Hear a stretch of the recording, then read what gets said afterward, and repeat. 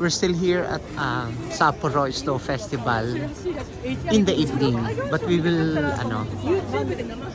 visit it again tomorrow morning during daytime. Ito may mga kainan, mga beer. Ito yung mga authentic Sapporo mga beer nila. Mga coffee, mga matcha. Ayan ang pinipilahan. Wow. Wow. Sarap.